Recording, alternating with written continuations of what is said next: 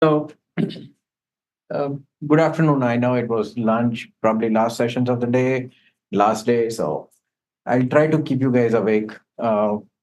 Just, just, just to begin, right? Uh,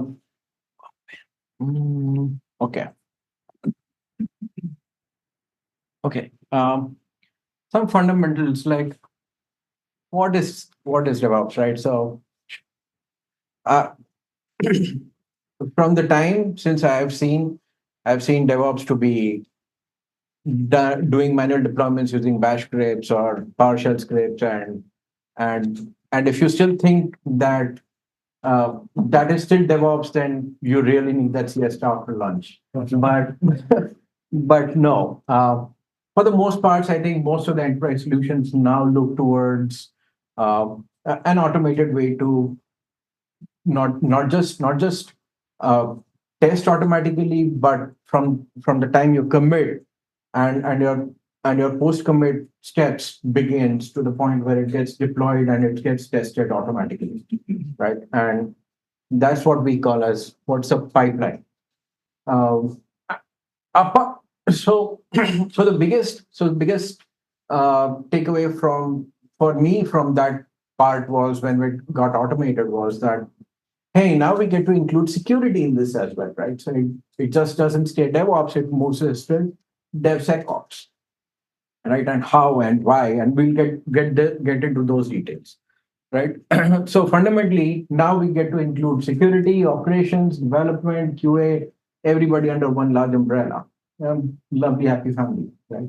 So that's where uh, we come in, and we've had some experiences, both of us, working on it. So to move forward, right? And I so to move forward, what I'm going to talk about is today that what were the pains that we saw, what are the kind of actions that we took, and why did we take certain actions, right? So we obviously the pain principles that we talk about are um, how long is it taking? Is it reliable? Is it fragile? Is it breaking apart into pieces? Right. So, and why are Jenkins and GitHub Actions relevant to this topic? Right. Jenkins is because our initial system was a Jenkins-based system. You were you it's based on the application that you are using. You would use it to compile it. You would use it to uh, test it. Probably you will use it for CI and CD both, right? So as far as GitHub Actions goes, um, there's multiple products in the market, and why did we select GitHub Actions is the story behind this, right? So uh, this is how we were using Jenkins, right? Fundamentally, we had three instances of Jenkins. We were using one for QA, one for dev, one for uh, pipeline, right? And just to deploy. And each of them had its own standards. Like the automation, QA automation Jenkins would differ wildly from our dev setup is. And each of them use different sorts of plugins, and each of them maintain their own plugins. And there was no security involved. Everybody thought that, hey, my plugin is good for now, right? So as long as it's not showing up on the Sonatype, you're good to go, right? You're golden. So yeah, there's 25 plugins used at least in every instance. And that would make it, when we combined all three instances together, we ended up with almost like 45 or 50 of them that we needed to, we couldn't manage at one point, right? So, and of course, your Jenkins agents are not stable. Sometimes they go down. You need certain levels of Unix at least. You need, if you are using a Unix-based agent. If you are Windows, then that's another pain altogether, right? So yeah, we went through our pains for Jenkins. Uh, easy access for Jenkins, AD setups, secrets. Anybody's gone through those pains? Yes. If not, then identity management was another issue that we were running into, right? So, oops, this is the screen everybody's seen once in life, right? So very limited user interface, super maintenance overhead, and of course security concerns with the dependency of plugins, right? You cannot deploy a Jenkins agent and get it into your network as soon as you want, whenever, if you need more runners, right? So some of the, I just like the OOP screen, so we had to take this one, right? So what was our purpose? So there's multiple in the market, right? Like you have OpenShift, you have Harness, and if somebody was around last evening, I had another poster for Harness as well, right? So why did we select GitHub Actions, and what did it give us, right? So I'll move on to, I'll hand it over to Sagar for this part, right?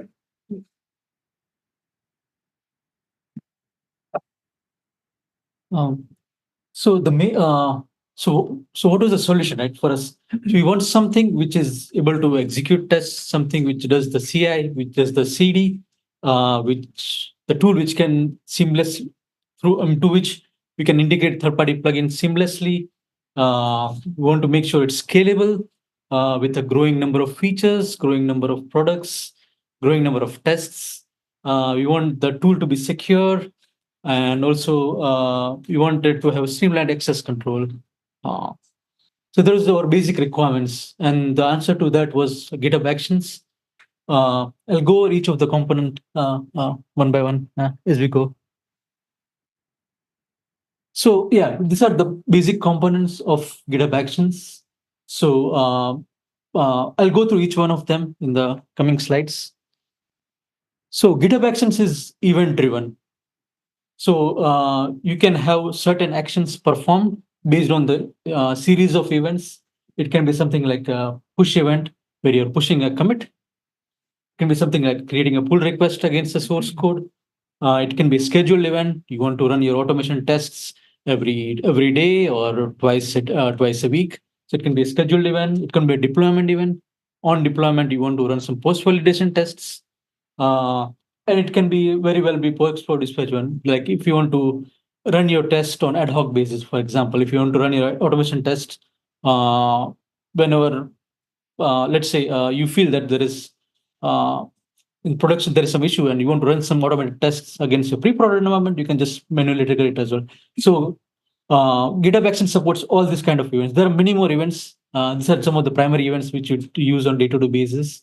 And I think we have some code snippets as well. And how we'll go through the syntax on how it looks like. So one other point that I wanted to mention early on was that overdependence of Groovy on Jenkins, right? So you need to really know Groovy in and out, and that brings in a whole subset of Java. Like, do you want to run it on Java 8, or you want to move forward, or you want to go Java 13, 17, 21, where do you want to go, right? And with that, your Groovy upgrades come in. Like, are you running Groovy 2.5 or 2.15, 3.2? What are you running, right? And that's where we decided, let's go the YAML way, right?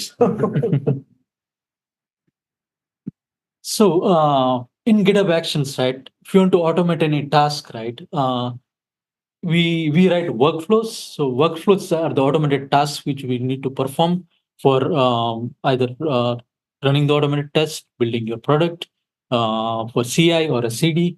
So these workflows are written using YAML syntax. And like, for example, over here, right?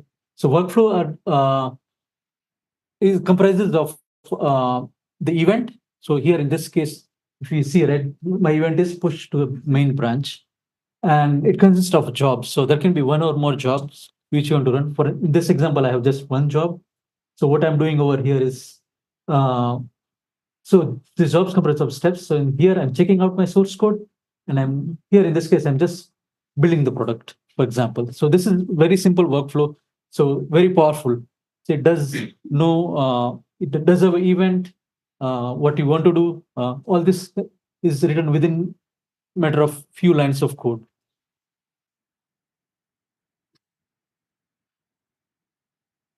So yeah, so this workflows consist of one or many jobs. So as you can see, right, it runs on specifies the jobs over here. specify the job which you want to run. So jobs can be multiple jobs, like build job, you want to have separate test job. Even let's say, and jobs can be either executed sequentially. You can execute. You can have dependency on other jobs. You can run it parallelly as well. Like for example, I have let's say I have a client product and need to be compiled for Mac, Android, iOS, Windows OS, or Mac OS. So then you can have a parallel building for each of the product on a different runner, and in that way, GitHub Actions supports that. So it can be done parallelly. It can be done sequential. Let's say you want to run, you can have another job, test job, which you want to run it after the build job, right? So in that case, you can have a dependency as well. So it's a very clear demarcation over here with GitHub Actions. Also, if you notice in the previous screen, we were running it on Ubuntu, and this is a Windows-based job, so it does support the operating system-wise. It doesn't differentiate. It's configurable. And so each job, right? So any automated task, right, will have a sequence of steps. So in this case, right, each job, each workflow is divided into jobs. Then you will have each job is divided into steps. So steps represents an individual task which you want to perform. So here, right, for example, what I'm doing is I'm first setting up my Node.js environment. I'm installing the dependencies and I'm running the build. Then I'm testing. Uh, then uh, then I'm deploying it to staging environment in case if so. What happens is the steps can be conditional as well, right? So steps can be conditional. So in some cases, let's say for example, if the if it's let's say the GitHub reference is to main branch, right? In that case, you want to deploy it to staging environment. So you can have conditional steps like this. You can have conditional steps, for example, let's say uh, run test failed, for example. So you want to notify your group by let's say via email or via Slack. So you can have conditional step. Hey, if the step is successful, then notify everything passed, nothing to worry. Let's say if step is step if the one of the step fails, you can say, "Oops, fail. Please look into it." So yeah, so conditional steps is one of the very powerful way of organizing your workflow in a very systematic and formatted way. And this is one of the most powerful aspect of GitHub Actions is support for third-party tools. In GitHub Actions world, it's called Actions. So Actions, unlike Jenkins is bare metal, right? It has very minimal plugins, inbuilt functions. Most of the time, we rely on the third-party plugins. But GitHub Actions has many built-in GitHub Actions. It supports. It has about, if I'm correct, 20, 18, I don't know, but 15 to 20,000 community actions available. I know it's very new tool, but still it has 15 to 20,000 plugins, third-party plugins. So many of them are community plugins. Like for example, AWS has something for deploying to Lambda, deploying Lambda to AWS. There are Azure plugins as well. There are plugins from JFrog for Artifactory upload or download. So there are a variety of plugins available from most of the popular tools used for CI/CD or automation.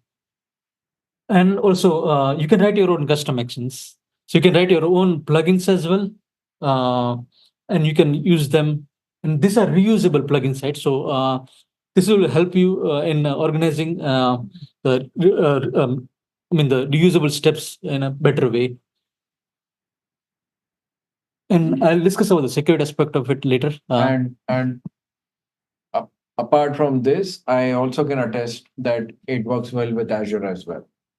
So it doesn't only work on-prem, on local or AWS. It works exceptionally well with Azure pieces, despite Azure having its own Azure DevOps.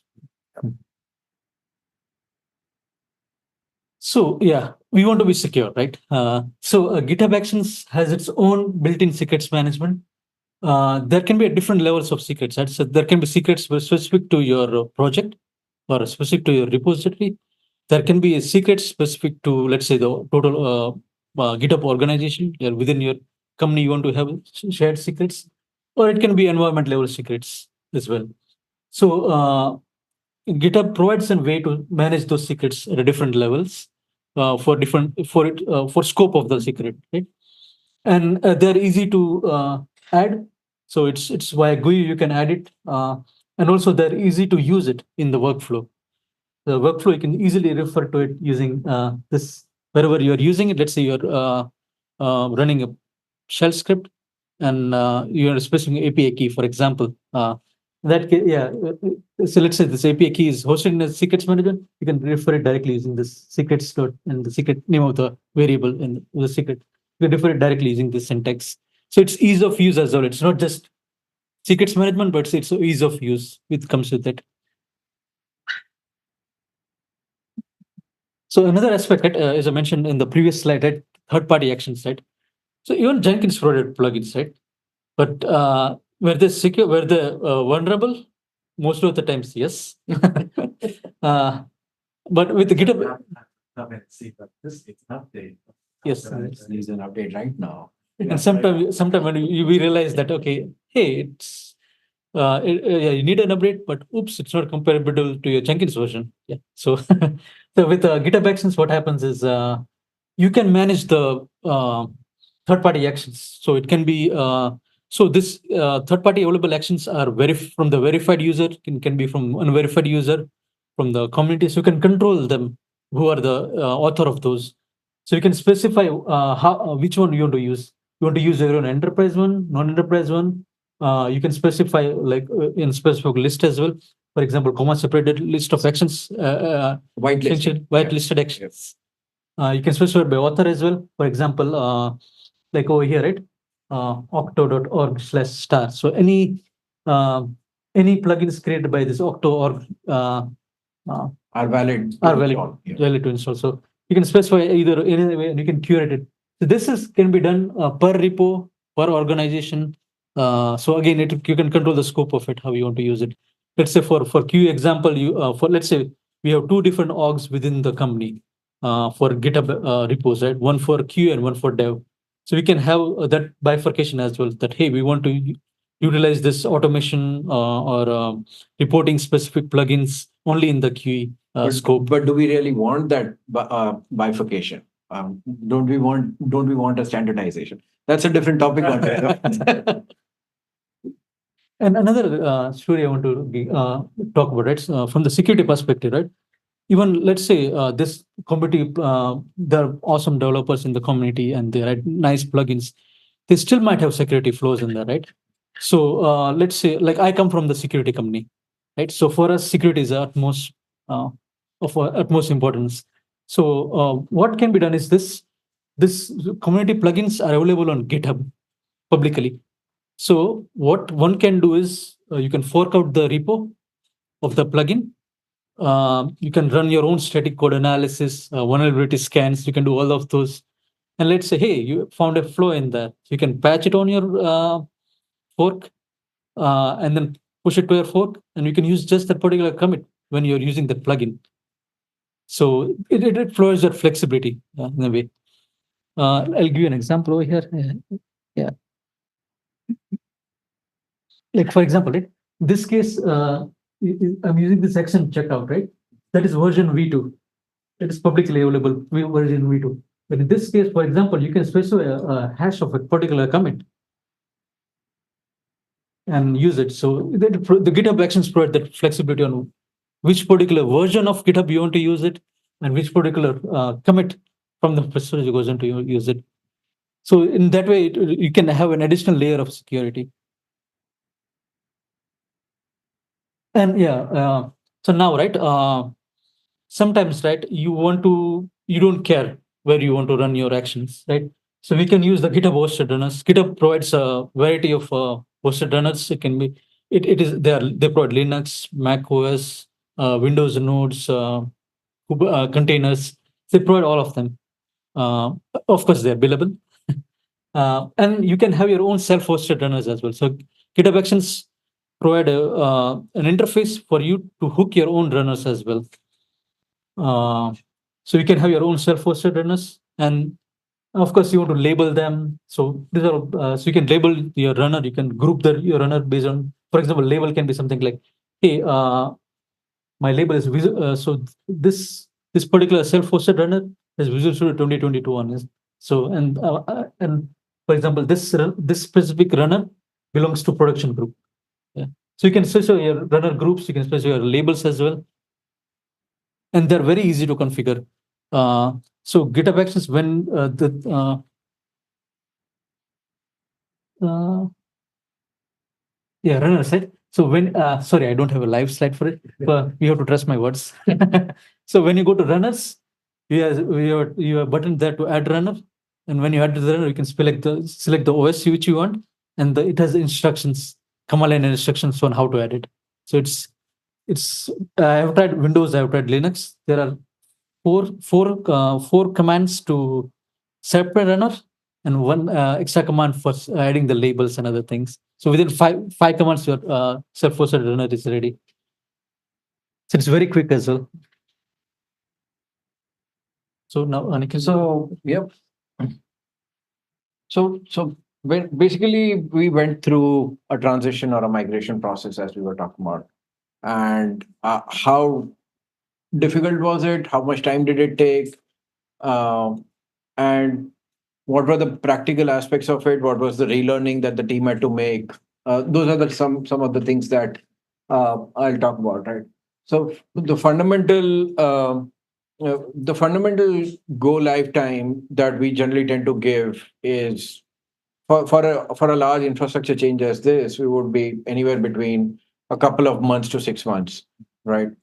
If you're doing it at org level, if you're doing it at a team level, then that's something separate, right? So so what we did was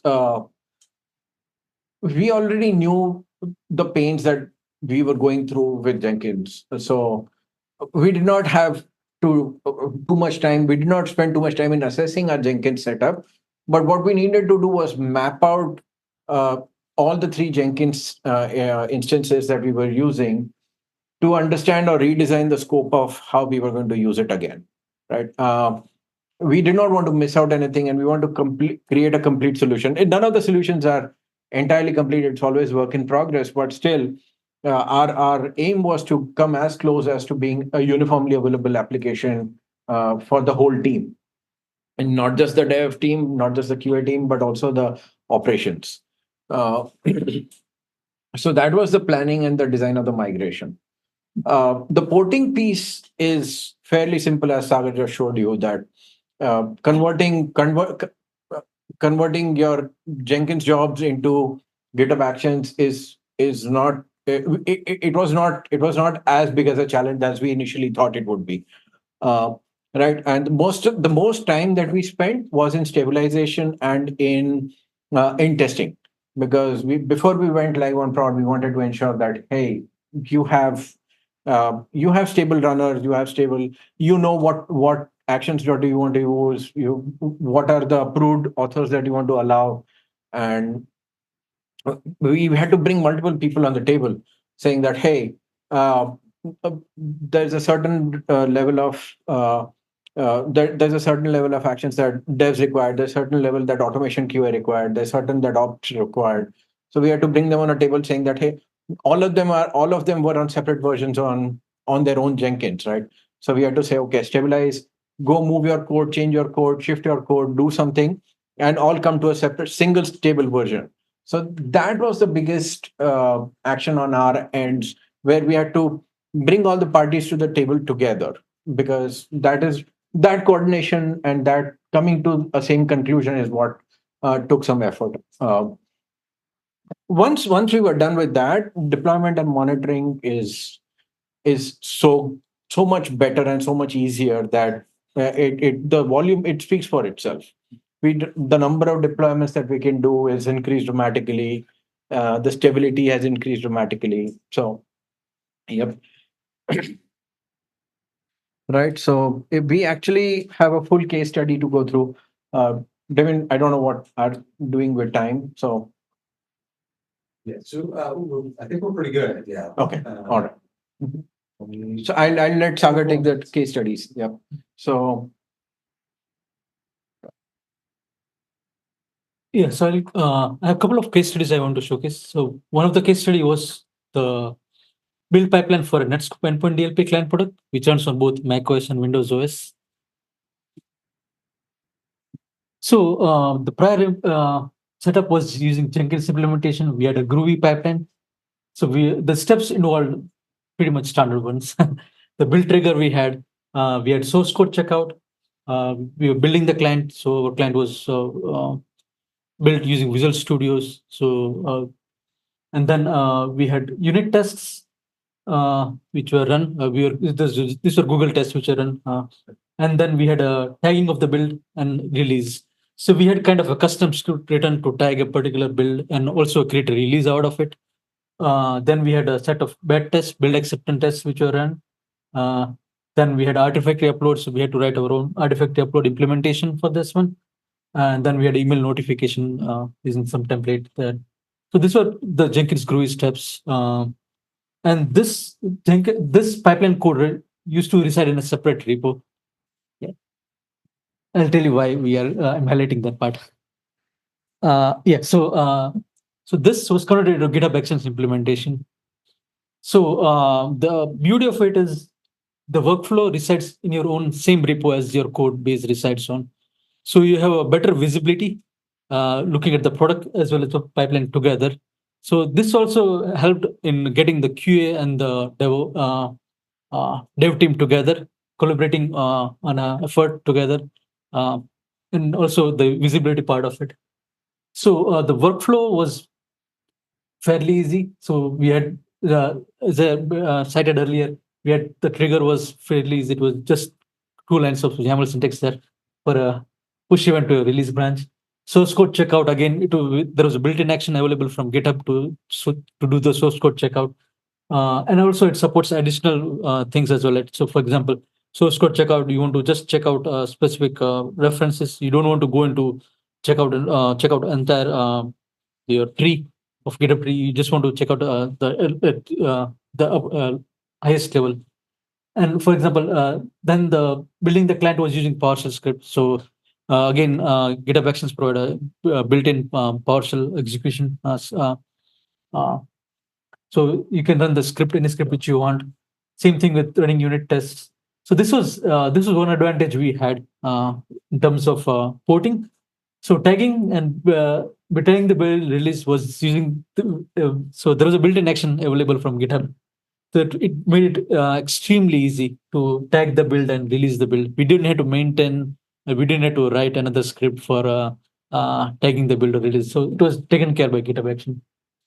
Then the bad test run again, the built-in support from GitHub Actions. We could run the Windows command prompt as well. And artificially upload, this is the first time we used the third-party action for JFrog for the Artifactory upload to our Artifactory server. Email notification, we use third-party. Slack notification, we use the Slack's own third-party tool integration for that.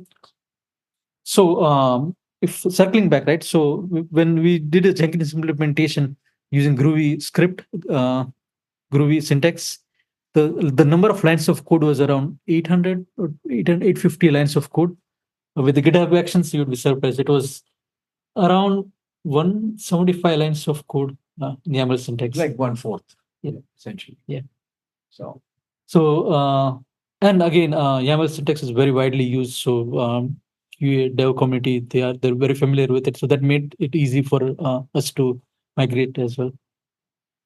So, by the way, shout out to our third author who couldn't be here, which is why I'm getting feedback from my phone. So I'm taking a look at what he's saying. So apologies for that, but just keeping him in the loop as well. So yeah, he's on the call, by the way. Yeah. So another case study I want to focus is the automated test execution with Netscope endpoint DLP clients. So what we had for Jenkins implementation side was we had Jenkins freestyle projects. I'm assuming everybody knows about freestyle projects over here. So there we have GUI plugins. So there we had built-in cron job trigger. We had a repo checkout using Git plugin. We were running tests using shell plugin. Then we had another third-party plugin for JUnit parsing of test results. Then we were emailing the results to email actions and notifications. So this was fairly simple one. But the issue over here was we had, so per feature, we were creating a freestyle project. And there were like 10 to 12 features. So we had 10 to 12 different jobs for running these freestyle projects. And anytime we change something, tweak something, let's say in how we, let's say some in command line execution, right? We want to change a parameter, we have to change all the jobs. So it's painful, right? Sometimes. But with GitHub Actions, right, we created the workflow using again the same built-in triggers and all those standard things which we used with the other billing client. We use the same similar steps over here. But what we did was uh, GitHub Actions provided a way to trigger a workflow for another workflow, and you can pass in the arguments as well. So what we did was we were triggering this workflow and we made it parameterized. So the number of features we were running were parameters to the to the core uh, workflow. So that made it easy for us. And visibility wise also, it's right there in the repo, right? So same repo again. So it's visible as well what we are executing.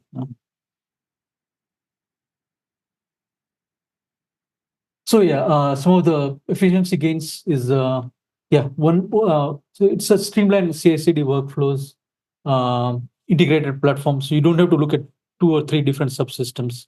We don't have to go through Jenkins to look out our test results and then come back to GitHub repo to see what went wrong in case of any failures. You don't have to go back and forth. Everything is all in one in GitHub. So that makes it good. Execution time had improved. Um, there was because of the optimized workflows, the execution time improved. Given that it was a unified platform, right? There was more collaboration between dev and QA, and also visibility wise as well. Many of times, right? Sometimes we just QA, right? Myself being QA, right? Write the code which works. But sometimes we get the good input from the dev community as well, from our developer team on how we can improvise our code. So we got the because of that we visibility because of this visibility we got that. And of course, so there is no server now. So Jenkins, we have to have our own server. We have to maintain it. We have to scale it. Unless you go with self-hosted GitHub, that's a different story. Yeah. But yeah, if we use the enterprise GitHub, you don't have to worry about the server. It's been maintained by GitHub, and so far we've never had any downtime in past 6 or 7 months. I haven't heard of any downtime. And of course, so this was actually the very big improvement which we had from the Jenkins, the improved reliability and security. So built-in secrets management was definitely a very good add-on. And the access control part of it, right? So GitHub Actions inherited the access control from the GitHub. So we didn't have to rewrite our own. We didn't have to implement our own access control. We could inherit from the GitHub. So yep. So That's that been a big problem with Jenkins for us. Yep. access control, yes. And overall, right? With this increased efficiency, right? This was kind of what we did was we did kind of exercise over 3 months, and we gauge the performance in terms of for every 100 hours spent with Jenkins, we were spending about 65 hours with GitHub Actions. So we had that. That's how I said 35% efficiency. It was more efficient. Uh, this is how I can roughly divide into how we got this. So time savings, 10% less time because the faster runner optimized workflows that contributed 10%. The increase in developer productivity because of the better integration, less context switching, operational cost. Of course, we don't have to host our own server. We can utilize the GitHub Actions, so that helped out. We had a dedicated engineer for for maintaining the Jenkins server, right? So we don't need that. He was refocused for other better improvisation in the DevOps side of it. So it helped there as well, operational cost. So Yeah, that pretty much brings us to the conclusion, saying that what did we gain out of this, and what was the biggest challenge that we overcame? I think the biggest gain that we saw was a cultural shift, where there is a democratization of how you look at a pipeline, or everybody gets a say in it. It's not just the operations who's maintaining a pipeline, and everybody has a vested interest now, because you know, since it's the common pipeline between dev, QA, and operations, everybody is bothered about security. Everyone is bothered about their own access levels. There is uniformity, and now since the pipeline is common, if the pipeline breaks, everything comes to a standstill. So it's an automatic red flag that goes out, right? What happens is that at this point, any automation code checked in gets reviewed by the devs as well, because they don't want that code to break, right? So it's an automatic shift towards bringing everybody to the same table. Other than that, I think now we do not consider operations to be out of the team, or just as like with the whole pipeline by itself is now first class citizen, right? It's not something that we need when we need to build. We are not compiling on local machines anymore. These are enterprise products. We need to treat them like an enterprise product, right? So this is the whole. When we talk about quality going beyond testing, we bring quality into how we build code, how do we deploy code, how we maintain those pipelines, etc. So that is the positive impact that we got. So that brings us to the conclusion.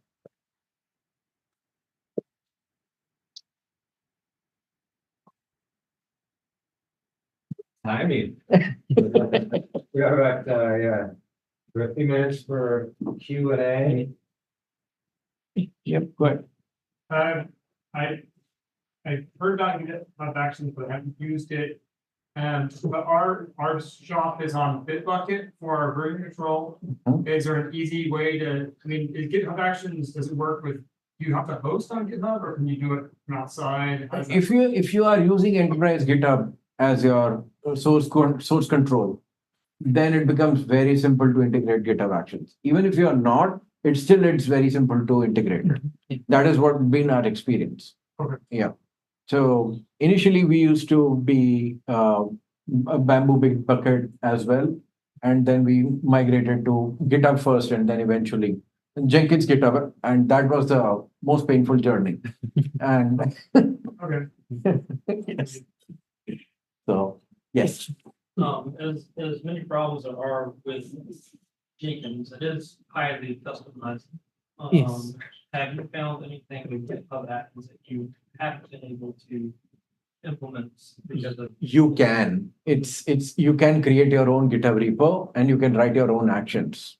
Yeah. And then you can approve your own actions, right? So it's pretty much the same, just that since it's in a public repo, you will get some comments if somebody else starts using it. You'll get some flowery comments sometimes, right? So yes, you can do that. Somebody who is not familiar with GitHub ecosystem, there is a learning curve there. Yes.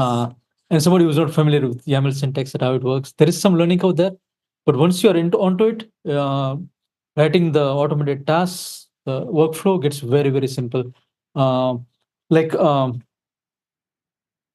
this one, right? The one for the automated test execution, right? I ported this workflow within a matter of an hour.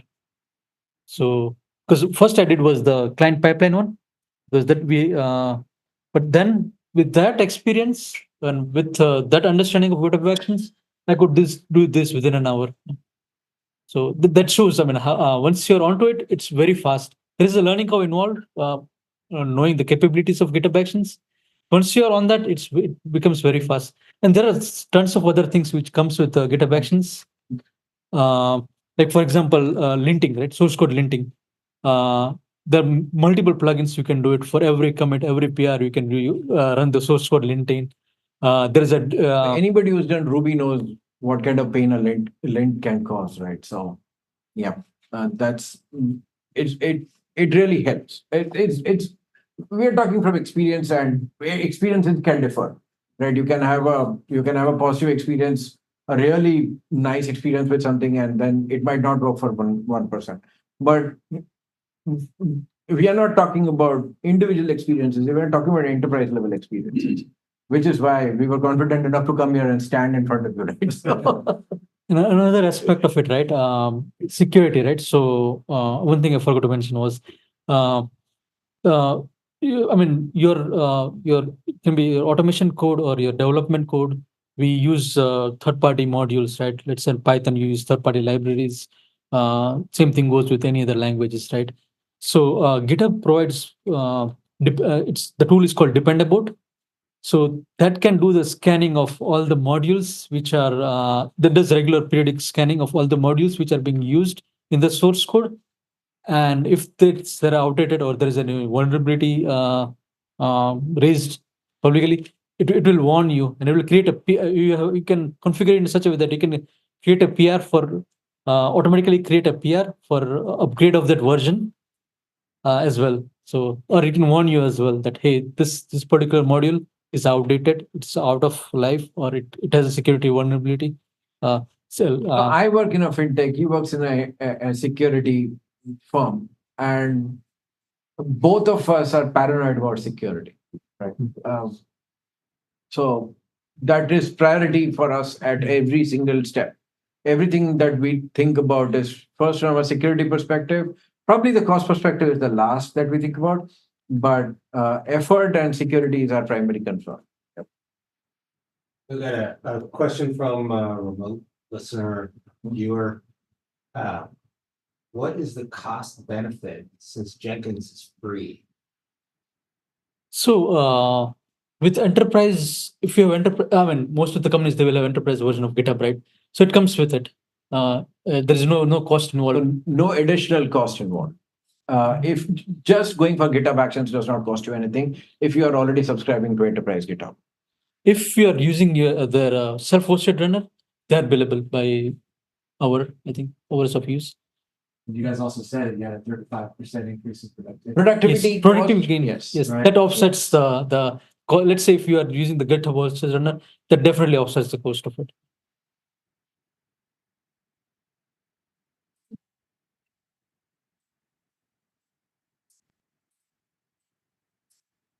We did.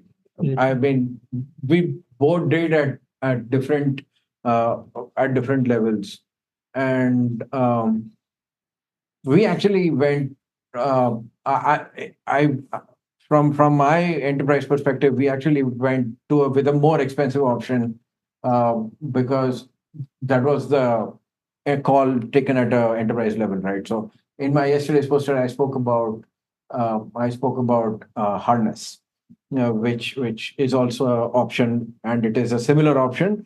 It is also YAML based, but the aim was to go the YAML way, right? So I know it's yet another markup language, but it is the way to go. But yes, we did consider other options. We were looking into multiple full stack CI/CD as we go through, right? Like OpenShift, etc. All of those, we went through those. Some of them, we had certain requirements that it should support cloud, it should support uh, endpoint security. There's multiple options that we were validating at a separate. Yes, we just it was not a single stop shop, not a yeah. No, from overall process perspective, right? It's not just we are adapting to new technology, but we are adapting to a process where we are getting the DevOps and QA together. So that is one of the major cultural shift we gained with it. So that's one of the hidden advantage of GitHub Actions. You will not see it on the GitHub Actions page. Yeah. But the cultural shift, the collaboration, which GitHub Actions brought, it was really good. Actually, just to give you a little bit more information, it's my company's actually moving away from DevOps and TFS and all that stuff to GitHub Actions, and specifically because the complexity around the Azure DevOps environment and how much easier it is. Like you said, more The- demo, it's much simpler to implement, it's much simpler to, yeah, it's more User- user friendly. It requires less training for people, and it's not as, how should I say this? It's a little bit more open as far as. It is as close to as open source as you can get being in a licensed environment. Yes. So- Yes. So It's funny, Microsoft, they're both Microsoft, right? I wouldn't, that's what I was trying to avoid. I'm using that word. well, it's funny because even Microsoft says, say, don't use TFS anymore. GitHub. They even tell you. So it's a sweet spot for them, right? Either you go the GitHub Actions way or you go the Azure DevOps way. They're getting built anyway. Right. Thank you. Thank you. Thank you.